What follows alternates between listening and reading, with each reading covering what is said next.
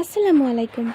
আজ আমি একটি মহলে আটকে থাকা ভূতের গল্প নিয়ে আপনাদের সামনে হাজির হয়েছি। এখন এই ভূতরা এখানে কিভাবে আটকা পড়লো, এই বাড়ির রহস্যই বা কী, তারা কিভাবে বা মারা গেল, এই ব্যাপারে আমরা এই গল্পটিতে জানতে পারবো। তো চলুন আর দেরি না করে শুরু করা যাক। গল্পের শুরুতে আমরা এক লোককে দেখতে পাই, যে কিনা বিরাট এক রাজপ্রাসাদ দেখছিল। তার সাথে থাকা একজন কারিগর তাকে বলতে থাকে যে দেবেন্দ্র শ্রীন নামক একজন লোক তার স্ত্রীর জন্য এটি বানিয়েছে। এ কথা শুনে ওই লোকটি বলে সে এর চেয়েও অনেক বেশি টাকা দিবে। কারিগর যেন লোকটিকে এরকম একটি রাজপ্রাসাদ বানিয়ে দেয়। কারিগর বলল অনেক টাকা দিলে সে এই প্রাসাদ তো বানিয়ে দিতে পারবে, তবে এই প্রাসাদে দেবেন্দ্রর সব সৌন্দর্যবোধ ছিল, এটি অনেক সুন্দর হয়েছে। এখন দৃশ্য চলে যাই 1966 সালে।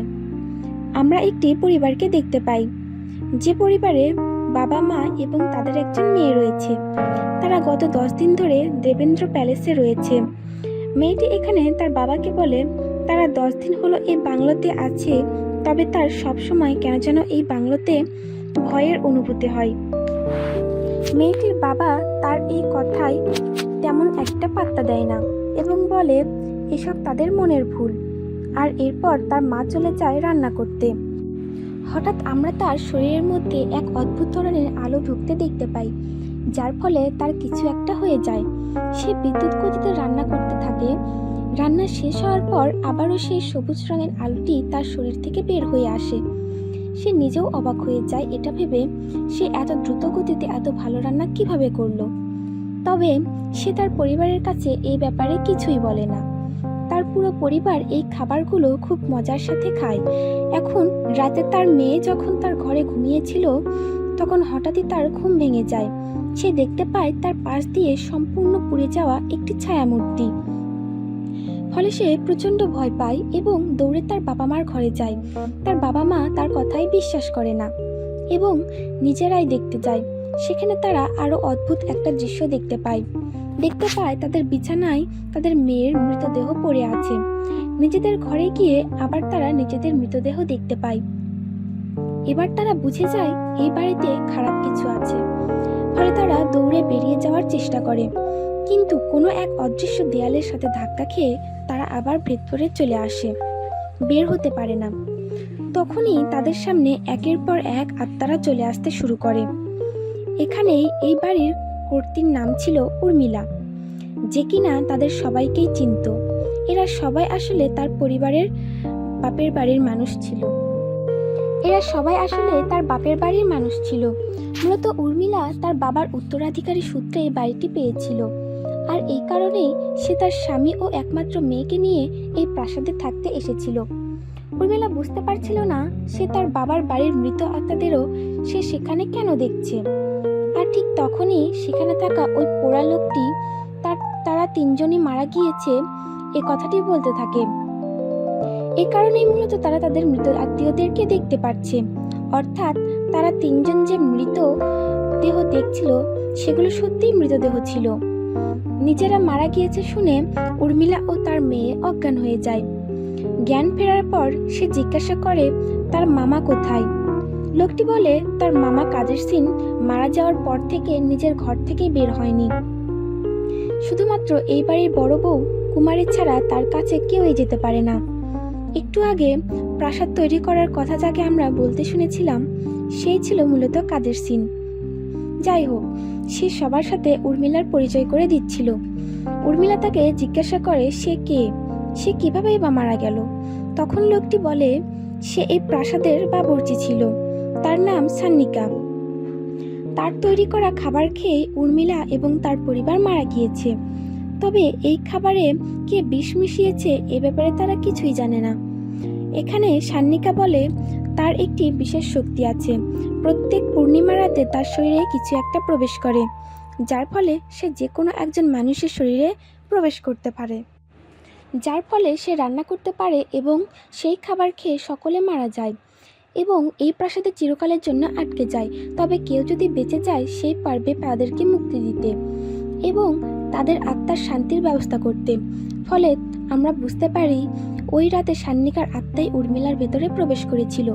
যাই হোক, তারা যেহেতু প্রাসাদে বন্দী হয়ে গিয়েছিল, তাই বাকি আত্মারা তাদের নিয়ম বুঝিয়ে দিতে থাকে। যেমন তারা কোনো জীবন্ত মানুষকে ছুঁতে পারবে না, জিনিসপত্র ছুঁতে পারবে, এই প্রাসাদ থেকে বের হতে পারবে না, আর প্রাসাদ পরিচ্ছন্ন রাখতে হবে। সেই সাথে অনির্দিষ্টকালের জন্য অপেক্ষা করতে হবে এমন একজনের, যে কিনা সান্নিকার বিষাক্ত খাবার খেয়েও বেঁচে থাকতে পারবে। এখন কুমারী জমিদারের কাছে গিয়ে জানায় উর্মিলার পরিবারও মারা গিয়েছে। জমিদার তাকে বলে সে সান্নিকার কথা বিশ্বাস করে না, এমন কেউই নেই যে কিনা তাদেরকে মুক্তি দিতে পারবে। এখন এভাবেই সময় অতিবাহিত হতে থাকে। এরপর আমরা সোজা 2021 সালের দৃশ্য দেখতে পাই। আমরা এক বৃদ্ধ লোককে দেখতে পাই যে কিনা দেবেন্দ্র প্রাসাদের সামনে দাঁড়িয়েছিল। তার নাতি তাকে জিজ্ঞেস করে সে কেন প্রতি বছর প্রাসাদের বাইরে থেকে চলে যায়, ভেতরে না গিয়ে। বৃদ্ধ বলে তার পরিবারের 12 জন একসাথে এই প্রাসাদে মারা গিয়েছিল, তাই সে ভেতরে যেতে ভয় পায়।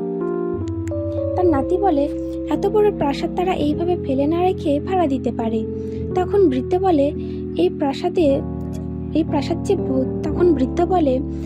প্রাসাদ যে ভৌতিক তা এই এলাকার সবাই জানে, তাদের থেকে বাড়ি ভাড়া নেবে না। তখন তার নাতি বলে আমরা অন্য শহরের লোককে বাড়ি ভাড়া দিতে পারি। দৃশ্য পরিবর্তিত হয় এবং আমরা একটি ট্রেন দেখতে পাই। এই ট্রেনে 4 জনের একটি পরিবার ওঠে। পরিবারের সবাই চোর। তারা খুব সতর্কতার সাথে ট্রেনে থাকা প্রত্যেকের জিনিস চুরি করে এবং দোষ অন্যের ঘাড়ে চাপিয়ে নেমে যায়। তবে পুলিশ তাদের কিছুক্ষণ পরেই গ্রেপ্তার করে নেয়। তখনই এই পরিবারের মেয়ে রুদ্র বলে তারা চোর নয় এবং তাদের একটি ক্লিনিং এজেন্সি আছে। অফিসার বলে যদি সত্যি তাদের একটি ক্লিনিং এজেন্সি থেকে থাকে তাহলে তার একটি সম্পত্তি রয়েছে যা অনেক পুরনো এবং পরিত্যক্ত, তাদেরকে তা পরিষ্কার করতে হবে। পুলিশ অফিসারটি হলো ওই বৃদ্ধের নাতি যাকে আমরা আগের দৃশ্যে দেখেছিলাম। এখন পুলিশ অফিসারটি রুদ্রের পরিবারকে তাদের ওই মহলের দিকে নিয়ে যায়। তারা মহলে ঢুকতেই সেখানে থাকা আত্মার মধ্যে সাড়া পড়ে যায়। পুলিশ অফিসারটি অনেক দিনের জং ধরে থাকা তালাটি খুলতে না পারলে রুদ্র তাকে সাহায্যের জন্য এগিয়ে যায়। সে পেছনের দরজাতে ঢুকতেই তার চোখের সামনে অতীতের কিছু ঝলক ভেসে ওঠে। তবে সে এই ব্যাপারটাকে তেমন একটা পাত্তা দেয় না, বরং আত্মাগুলোর মধ্যে দিয়ে সোজা হেঁটে এসে দরজা খোলে। তারা সবাই বুঝে যায় যে আবারও তাদের সুযোগ এসেছে মুক্তি পাওয়ার। তাদের সাহায্য করতে পারে এমন কেউ এসেছে। পুলিশ অফিসার তাদের কাজ করতে বলে সেখান থেকে চলে যায়। সে মহলের ভেতরে প্রবেশ করে না। এতে করে রুদ্রর সন্দেহ হয়। তাছাড়া রুদ্র দেখতে পায় পুরো মহলটি পরিষ্কার আছে, তবুও তাদেরকে মহলটি পরিষ্কারের জন্য ডেকে আনা হয়েছে। রুদ্র বলে নিশ্চয়ই পুলিশ অফিসারে তাদের এখানে নিয়ে আসার পেছনে কোনো পরিকল্পনা আছে। তবে তারও পরিকল্পনা ছিল সব সময়ের মতো তাদের পরিকল্পনা চুরি করার। রুদ্র বলে সূর্য ডোবার পরেই তারা এখানকার দামি জিনিস চুরি করে পালিয়ে যাবে। অন্যদিকে দেখা যায় পুলিশ অফিসার তার দাদার সাথে কথা বলছিল। তার দাদা রেগে গিয়ে তাকে জিজ্ঞাসা করে সে কি কারণে একটা অপরিচিত পরিবারকে সেই মহলে রেখে এসেছে। তখন পুলিশ অফিসার বলে তাদের কাছে আর কোনো উপায় ছিল না। পরিচিত কেউই এই বাড়িতে থাকতে চাইতো না। এই পরিবারটি বিপদে পড়ে থাকতে বাধ্য হয়েছে। কোনোভাবে যদি 1 সপ্তাহ তাদেরকে সেখানে রাখা যায় তাহলে তারা সব বুঝতে পারবে। যদি পূর্ণিমা পর্যন্ত তারা সেখানে থাকে এবং তাদের কোনো সমস্যা না হয় তাহলে তারা তাদেরকে বের করে পূজা পার্বণ করে তার দাদা এবং সে সেখানে থাকতে পারবে। তবে আমরা বুঝতে পারি এভাবে অন্য কাউকে সেই মহলে রাখার পরিকল্পনাটা বৃদ্ধর পছন্দ হয়নি। অন্যদিকে মহলের ভেতরে আত্মাদের সবাইকে মিটিং করতে দেখা যায়। সান্নিকা বলে অন্যরা আসার পর তাদের এই অনুভূতি হয়নি যা এই পরিবার আসার পর হয়েছে। তার কাছে মনে হয় যে এই মেয়েটির মধ্যে বিশেষ কোনো ক্ষমতা আছে, হয়তোবা সেই তাদেরকে মুক্তি দিতে সাহায্য করতে পারে। উর্মিলার স্বামী বলে যে কিভাবে সে তাদেরকে সাহায্য করতে পারে, সে তো চুরি করে পালিয়ে যাওয়ার পরিকল্পনা করছে। তখন সান্নিকা বলে তারা এই কাজ হতে দেবে না, তারা সবাই মিলে চুরি করা ঠেকাবে। এরপর সান্নিকা বলে তাদের কোনোভাবে বুঝতে দেওয়া যাবে না এই বাড়িতে আত্মা আছে। যদি তারা বুঝে যায় তবে তারা এই মুহূর্তেই পালিয়ে যাবে। তাদের কোনোভাবে পূর্ণিমা পর্যন্ত আটকে রাখতে হবে এবং পূর্ণিমার দিন সান্নিকা তার বিষাক্ত খাবার তাদেরকে খাইয়ে দেবে। যদি তারা বেঁচে যায় তাহলে সাহায্যের জন্য তাদেরকে বলা যাবে, আর যদি মারা যায় তাহলে তাদের দলে আরও নতুন 4 জন যোগ দেবে। পূর্ণিমা আসা পর্যন্ত তাদের সবাইকে শান্ত থাকতে হবে। এরপর তারা দেখতে পায় রুদ্রর ভাই তাদের আশেপাশে ঘোরাফেরা করছে। তারা তার ওপর নজর রাখতে থাকে, তবে সাবধানে, যাতে করে তাদের দ্বারা কোনো শব্দ না হয়। এতে রুদ্রর ভাই ভয় পেতে পারে। এত সাবধানের পরও তাদের একজনের থেকে একটি ফুলের টব নিচে পড়ে যায়, যার ফলে রুদ্রর ভাই চমকে ওঠে। বোকা ভূতগুলো তখন টবটি একে অন্যের হাতে দিতে থাকে, যাতে করে টবটি পড়ে আর শব্দ না হয়। তবে তারা খেয়ালই করে না রুদ্রের ভাই ফুলের টবটি হাওয়ায় ভাসতে দেখে আরও ভয় পেয়ে গিয়েছিল। সে দৌড়ে সেখান থেকে পালিয়ে যায়। সমস্যা আরও বেড়ে যায় যখন আত্মাদের মধ্যে থাকা ছোট বাচ্চা দুটি রুদ্রর ভাইকে ভয় দেখিয়ে আসে। তাদের যা না করার কথা ছিল তাই তারা করে ফেলে। এতে করে সবাই অনেক চিন্তায় পড়ে যায়। এখন যদি এই পরিবারটি পালিয়ে যায় তাদের সাহায্য করবে কে? আর কেউই থাকবে না। সান্নিকা তাদেরকে সাবধানে থাকতে বলে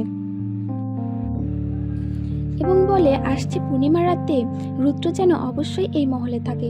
তবে তারা কেউই তাদের এ কথা রাখতে পারে না। কুমারী এবং তার স্বামী তাদের ঘরে গিয়ে দেখে রুদ্রর বাবা তার পোশাক পরে তার তলোয়ার দিয়ে খেলছে। কুমারী তার স্বামীকে দেখে বলে এটা দেখে তার সেই সকল পুরনো দিনের কথা মনে পড়ছে, যখন তার স্বামী তলোয়ার চালনা করত। কথা শুনে স্ত্রীকে ইমপ্রেস করার জন্য কুমারীর স্বামী তলোয়ার চালাতে থাকে। তখন রুদ্রর বাবা একা একা তলোয়ার চালনা করে দেখে ভয় পেয়ে যায় এবং সেখান থেকে দৌড়ে পালাতে থাকে। অর্থাৎ তারা না চাইতেও রুদ্রর বাবাকে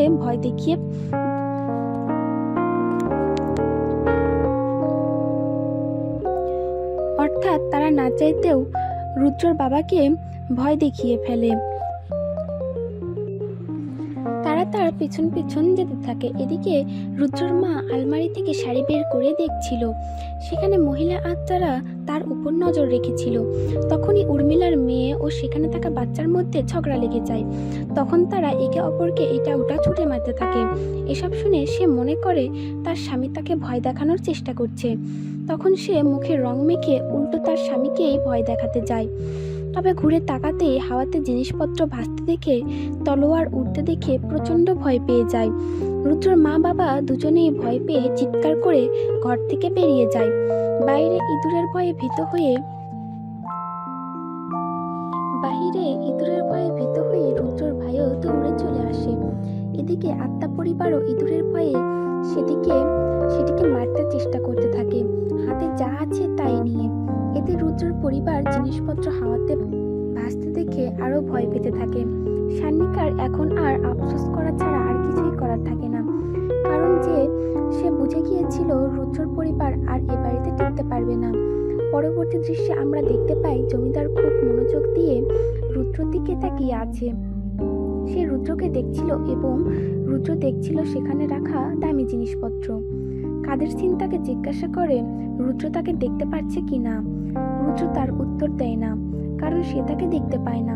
দেখতে দেখতে রুদ্রর সামনে অতীতের কিছু ঝলক সামনে চলে আসে, কিন্তু তখনই তার মা তাকে ডাক দিলে সে ব্যাপারটি এড়িয়ে চলে যায়। রুদ্রর মা বাবা ও ভাই একসাথে বলে তারা আর এই বাড়িতে থাকবে না, কারণ এই বাড়িতে ভূত আছে। রুদ্র এই কথা পাত্তাই দেয় না। সে বলে এই বাড়িতে যদি ভূত থেকেও থাকে তারা তাদের কাজ করে তারপর যাবে, বরং তারা তাদের সুবিধার জন্য এমন অভিনয় করতে পারে যে তার ওপর আত্মা ভর করেছে।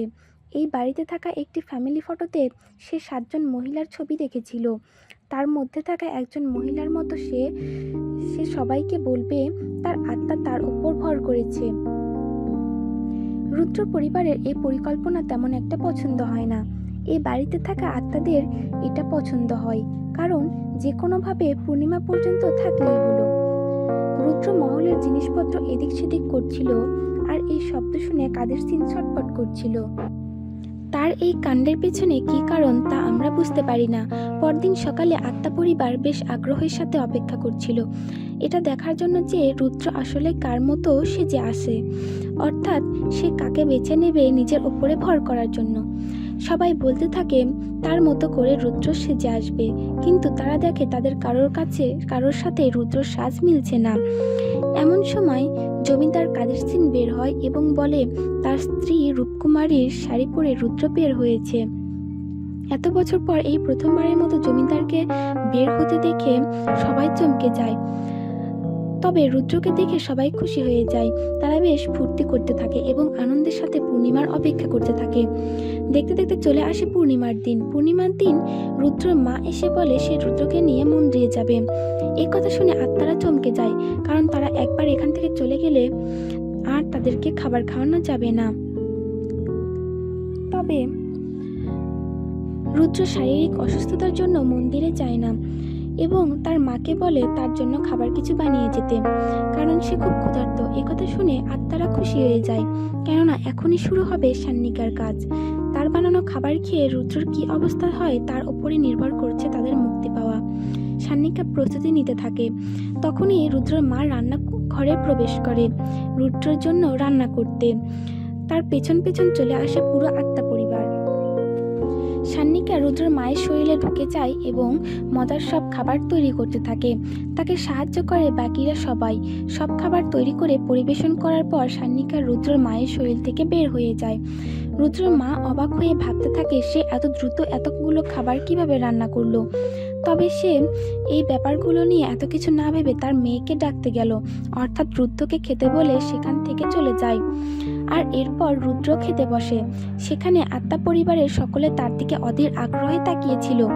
প্রতিটা গ্রাসের দিকে তারা খুব আগ্রহ ভরে দেখছিল। খেতে খেতে রুদ্রর হেঁচকি ওঠে এবং তখন তারা তার দিকে পানির গ্লাস এগিয়ে দেয়, যা থেকে রুদ্র একেবারে অবাক হয়ে যায়। সে বুঝতে পারছিল না হঠাৎ গ্লাস কোত্থেকে আসলো। এতে করে সে চিন্তায় পড়ে গেলেও পানি পান করে নেয়। সে হাঁটে, ঘুরে বেড়ায় এবং ব্যায়াম করতে থাকে। একসময় ঘুমিয়েও পড়ে, কিন্তু তার মধ্যে মৃত্যুর কোনো লক্ষণ দেখা যায় না। এটা দেখে আত্মারা খুশি হয়ে যায়। এদিকে রুদ্রর পরিবার মন্দিরে বের হলে এক বৃদ্ধা তাদেরকে জিজ্ঞাসা করে যে তারা প্রাসাদে থাকে কিনা। বৃদ্ধা তাদেরকে বলে ওই প্রাসাদে আত্মারা থাকে, যে পূর্ণিমার দিনে ওই বাড়িতে খাবার খাবে তার বেঁচে যাওয়ার সম্ভাবনা খুবই কম। বৃদ্ধা তাদেরকে বলে ওই প্রাসাদে আত্মারা থাকে, যে পূর্ণিমার দিনে ওই বাড়িতে খাবার খাবে তার বেঁচে থাকা সম্ভব নয়। এ কথা শুনে রুদ্রর পরিবার চমকে ওঠে এবং তারা তাদের বাড়ির উদ্দেশ্যে রওনা হয়। এদিকে রুদ্র ঘুম থেকে উঠলে তার সামনে অচেনা অনেক নারী, পুরুষ এবং বাচ্চাকে দেখতে পায়, যারা কিনা তার সামনে বসেছিল। রুদ্র তাদেরকে জিজ্ঞাসা করে তারা কারা। আত্মারা চমকে গিয়ে বলে সে কি তাদেরকে দেখতে পাচ্ছে। রুদ্র বলে খুব ভালো মতোই দেখতে পাচ্ছে। এতে করে সবাই খুশি হয়ে যায়, কেননা সে মারা না গেলেও তাদেরকে দেখতে পাচ্ছে, অর্থাৎ রুদ্রই সেই মানুষটা যে কিনা তাদেরকে মুক্তি দিতে পারবে। তারা এখানে রুদ্রকে সব কথা খুলে বলে, কিন্তু রুদ্র তা বিশ্বাস করতে চায় না। তখন তারা বলে তাদেরকে ছুঁয়ে দেখতে। স্পর্শ করার সাথে সাথে রুদ্র বুঝতে পারে তারা কেউই মানুষ নয়। এতে সে নিজে ভয় পাওয়ার পরিবর্তে তাদেরকেই ভয় দেখায়। সে বলে তারা সবাই তাকে বিষাক্ত খাবার খাইয়ে মারতে চেয়েছিল, এ কারণে সে তাদেরকে ছাড়বে না। এতে করে তারা রুদ্রের কাছে করুণভাবে সাহায্য চায়, কিন্তু রুদ্র বলে যে তাদেরকে সাহায্য করবে, কিন্তু এর পরিবর্তে এই প্রাসাদ দখলে তাকে সাহায্য করতে হবে। আত্মারা সব মেনে নেয়। যাওয়ার আগে সান্নিকা রুদ্রকে জিজ্ঞাসা করে তার কিছু কি মনে আছে। রুদ্র বুঝতে পারে না যে সে কি বলছে। এখন মন্দির থেকে তার মা বাবারা আসলে সে তাদেরকে সব খুলে বলে, কিন্তু তারা বিশ্বাস করতে চায় না। তখন আত্মারা বাধ্য করে তাদেরকে সব বিশ্বাস করতে। সে তাদেরকে রুদ্র দেখতে পায়।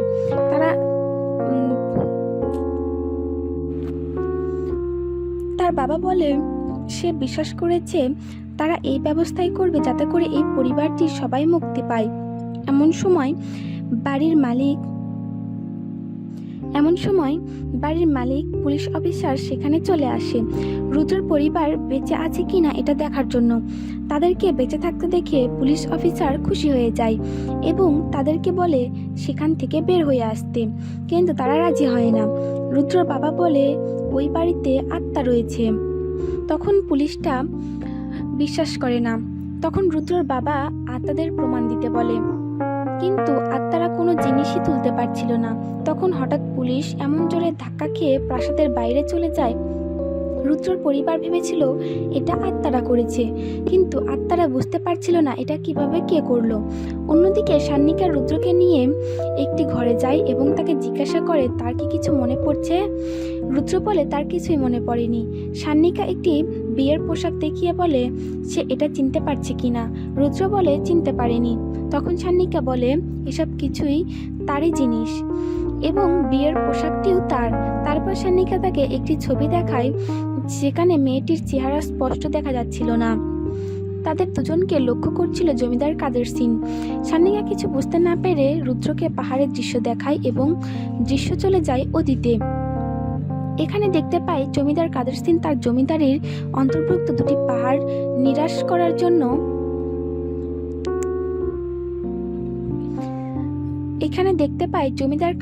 তার জমিদারির অন্তর্ভুক্ত দুটি পাহাড় নিরাম করার জন্য এসেছিল। এই পাহাড় দুটি কিনতে সেখানে এসে উপস্থিত হয় রাজা দেবেন্দ্র সিং রাঠোর। এখানে সান্নিকাকে দেখতে পাই। সান্নিকা বলি তুলে তুলে অনেক চড়া মূল্যে রাজার জন্য পাহাড় দুটি কিনে নেয়। জমিদার অবাক হয়ে তাকে জিজ্ঞাসা করে এত চড়া দামে সে পাহাড় দুটি কেন নিচ্ছে। উত্তরে দেবেন্দ্র সিং বলে তার নজরে এগুলো অনেক দামি।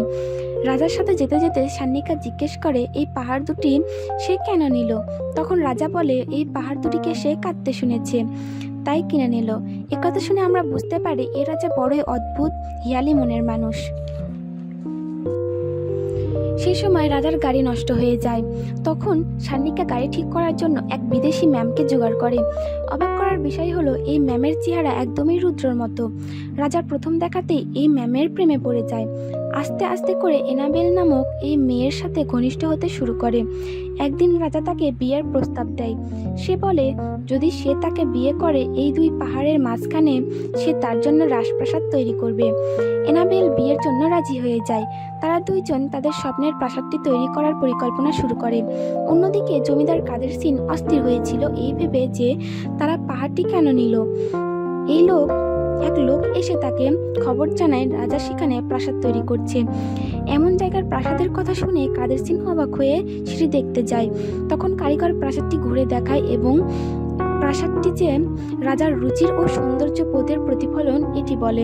প্রাসাদটি দেখে কাদের সিংয়েরও শখ জাগে প্রাসাদটি তৈরি করার। এরপর এনাবেল ও দেবেন্দ্র সিং রাঠোরের বিয়ে হয়। তারা এই প্রাসাদে আনন্দের সময় কাটাতে শুরু করে। অন্যদিকে কাদের সিং হিংসায় জ্বলে পুড়ে মরতে থাকে। তার এই প্রাসাদের মতো প্রাসাদ নয়, বরং এই প্রাসাদটি দরকার, আর এর জন্য সে যে কোনো কিছুই করতে প্রস্তুত। তাই কাদের সিং যায় জমিদারের কাছে প্রাসাদটির জন্য, কিন্তু জমিদার তাকে মানা করে দেয়। প্রাসাদে সে এনাবেলকেও দেখতে পায়। এনাবেলকে দেখে তার সৌন্দর্যে মুগ্ধ হয়ে সে কারণে সে হিংসায় জ্বলতে থাকে এবং সে যে কোনো মূল্যে দেবেন্দ্রর এই প্রাসাদটি পেতে চেয়েছিল। এনাবেলকে দেখে তার সৌন্দর্যে মুগ্ধ হয়ে সে হিংসায় জ্বলতে থাকে এবং যে কোনো মূল্যে দেবেন্দ্রর এই প্রাসাদটি সে পেতে চেয়েছিল। অবশেষে কাদের সিং রাজার প্রাসাদে আক্রমণ করার জন্য অনেক লোককে পাঠায়, কিন্তু রাজা দেবেন্দ্র সিং তার স্ত্রীকে বাঁচিয়ে নেয় এবং সকলকে এক নিমেষেই মেরে ফেলে। তারপর জানতে পারে তার স্ত্রী প্রেগনেন্ট। এই ঘটনার পর কাদের সিং বুঝতে পারে যত লোকই পাঠানো হোক না কেন দেবেন্দ্রর সাথে সে পারবে না। এ কারণে সে অন্যরকম পরিকল্পনা বানায়। দেবেন্দ্র তার সন্তান সম্ভাব্য স্ত্রীকে নিয়ে খুব সুখে দিন কাটাচ্ছিল। একদিন বিকালে সে তার স্ত্রীর জন্য অনেক সুন্দর করে খাবার রান্না করেছিল। তারা দুজন খাবার খেয়ে নেয়। ওই দিন তারা গল্প করছিল, হঠাৎ সে তার স্ত্রীর নাক থেকে রক্ত বের হতে দেখতে পায়। তখনই সেখানে কাদের সিং চলে আসে আর বলে তাদের খাবারে বিষ মিশানো ছিল। এছাড়া প্রাসাদ হাতিয়ে নেওয়ার তার কাছে কোনো উপায় ছিল না। এনাবেল তখনই ওর দিকে ঝাঁপিয়ে পড়তে চায়, কিন্তু দেবেন্দ্রই তখনই তাকে বাধা দেয় এবং তাকে ক্ষমা করে দিতে বলে, কিন্তু সে রাজি হয় না। সে বলে পরের জন্ম হলেও এর প্রতিশোধ নেবে। এখানে তাদের দুজনকে ধুকে ধুকে মরার দৃশ্য সান্নিকাও দেখছিল। সান্নিকা তার রাজাকে খুব মানত, এ কারণে সে ঠিক করে প্রতিশোধ নেবে। সান্নিকা কোনোভাবে কাদের সিং এর কাছে চলে আসে এবং তার পরিবারের জন্য খাবার তৈরি করে এবং তাতে বিষ মেশায়। কাদের সিং এর সন্দেহ হলে সে সান্নিকাকে খেতে বলে। সান্নিকা খেয়ে নেয়। সে তার জীবন দিয়ে দেয়। কাদের সিনের পুরো পরিবারও মারা যায়, শুধু বেঁচে যায় একটি ছোট্ট ছেলে যে কিনা ওই পুলিশ অফিসারের দাদা। সে ওই রাতে খাবার খেয়েছিল না, যে কারণে সে বেঁচে গিয়েছিল। ওই সমস্ত গল্প সে রুদ্রকে শোনায়। রুদ্র এই গল্প শুনে কোনো কিছুই ভাবল না। সান্নিকা ভেবেছিল যে এনাবেলের পুনর্জন্ম, এদিকে রুদ্রর সাথে সাথে বাকি সব আত্মারাও সব শুনছিল। তারা এতদিন পর জানতে পারলো যে সান্নিকা তাদের সকলকে বিষ দিয়েছিল। তারা সান্নিকার ব্যাপারটা বুঝতে পেরে তাকে ক্ষমা করে দেয়। যাই হোক, এখন তারা মুক্তি চায়। কুমারী বলে হয়তোবা প্রাসাদের আসল মালিককে প্রাসাদ বুঝিয়ে দিলে তারা মুক্তি পাবে। সবাই যখন কথা বলছিল তখনই পুলিশ অফিসারের দাদা, সে বৃদ্ধ, চলে এসেছিল। সে রুদ্রের পরিবারকে এই প্রাসাদ থেকে চলে যেতে বলে এবং ভয় দেখাতে থাকে। এমন সময় রুদ্র চলে আসলে সে অবাক হয়ে যায়। কাদের সিনও তাকে দেখে বলে সে এনাবেল কিনা। সে বুঝতে পারে না সবাই তাকে এনাবেল কেন ডাকছে। এমন সময় সবাই রুদ্রকে মারতে আসতে থাকে। রুদ্রর পরিবার দৌড়ে পালাতে থাকে। অনেক সময় ধরে তাদের মধ্যে এরকম দৌড়ঝাঁপ চলতে থাকে। রুদ্র সান্নিকাকে গিয়ে জিজ্ঞাসা করে যে তাকে সবাই এনাবেল কেন ডাকছে। তখন সান্নিকা বলে আপনি আগের জন্মে এই প্রাসাদের মালিক রানী এনাবেল ছিলেন। তারপর সবাই একত্র হয়। এনাবেল আত্মাদের বলে সাহায্য করতে, কিন্তু তাদের কোনো শক্তি কাজ করছিল না। তারপর তারা বলে এনাবেলকে এই প্রাসাদ ফিরিয়ে দেওয়া উচিত আমাদের। এ কথা বলার সাথে সাথে তাদের শক্তি ফিরে আসে এবং তারা রুদ্রকে বাঁচাতে সাহায্য করে। এমন সময় একটি লোক প্রাসাদে আসতে দেখা যায়। লোকটি আসার সাথে সাথে আত্মারা মুক্তি পেয়ে যায়। তারপর লোকটিকে দেখে আমরা অবাক হয়ে যাই, কারণ তার চেহারা হুবহু রাজা দেবেন্দ্রর মতো, আর তাকেই আমরা নতুন দেবেন্দ্র বলতে পারি। নতুন দেবেন্দ্র এসে বিক্রমের হাত থেকে রুদ্রকে বাঁচিয়ে নেয়, আর সে জানায় এটি সরকারি সম্পত্তি হতে যাচ্ছে। সরকার এটিকে হেরিটেজ সাইট ঘোষণা করবে, পর্যটকদের জন্য খোলা হবে। এই কথা শুনে পুলিশ অবাক হয়ে যায়। সে বলে এটা আমাদের সম্পত্তি। তবে নতুন দেবেন্দ্র তাকে ধমক দিয়ে চুপ করিয়ে দেয় এবং বলে বিক্রমের দাদা কাদের সিন কী করে প্রাসাদটি হাতিয়েছিল তা তাদের জানা আছে। এতে করে বিক্রম ও তার নাতি চুপ হয়ে যায়। তারপর রুদ্র চলে যেতে থাকলে নতুন দেবেন্দ্র তাকে আটকায় এবং পুরনো অতীতের মতোই সে তার ভালোবাসার কথা জানায় এবং রুদ্র হেসে সম্মতি জানায়। সবকিছু ঠিকঠাক মতো শেষ হয়ে যায়, শুধুমাত্র কাদের সিনই প্রাসাদ থেকে বের হতে পারছিল না, অর্থাৎ তার মুক্তি মেলেনি। কাদের সিনের এমন হাই উত্তাসের মধ্য দিয়ে সিনেমাটি শেষ হয়। এটি একটি কমেডি হরর মুভি ছিল। মুভিটি কেমন লাগলো কমেন্টের মাধ্যমে অবশ্যই জানাবেন। সেই সাথে আমাদের চ্যানেলটিকে সাবস্ক্রাইব করতে ভুলবেন না। Thank you so much for watching this video. আল্লাহ হাফেজ।